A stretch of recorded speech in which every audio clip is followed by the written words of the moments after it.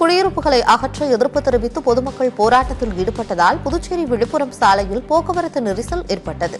புதுச்சேரி விழுப்புரம் தேசிய நெடுஞ்சாலையை 4 வழி சாலையாக மாற்றுவதற்காக ஆரியபாளையம் பகுதியில் உள்ள பாலத்தை விரிவாக்கம் செய்யும் பணி நடைபெற்று வருகிறது. இதனால் பாலத்தை ஒட்டியுள்ள பகுதிகளில் வசித்து வரும் குடும்பங்கள் காலி செய்ய வேண்டும் என்று நெடுஞ்சாலைத்துறை உத்தரவிட்டுள்ளது. இந்த நிலையில் தங்களுக்கான மாற்று இடம் மற்றும் இழப்பீடு வழங்கவில்லை என்று கூறி ஆரியபாளையம் மக்கள் சாலை மறியலில் ஈடுபட்டனர். இதைத் தொடர்ந்து அங்கு சென்ற அதிகாரிகள் பொதுமக்களிடம் பேச்சுவார்த்தை நடத்தி போராட்டத்தை கைவிட செய்தனர்.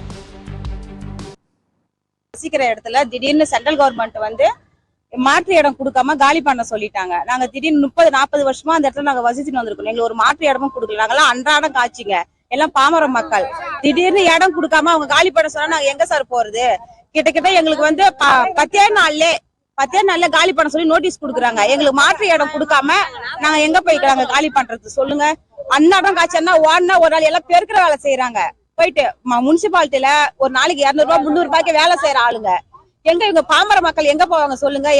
இடம் கொடுக்காம இந்த இடத்த காலி பண்ணா நாங்க எங்களுக்கு சென்ட்ரல் கவர்மெண்ட் எங்களுக்கு மாற்று இடமோ நஷ்ட இடம் இழப்பீடு எங்களை கொடுக்க சொல்லுங்க.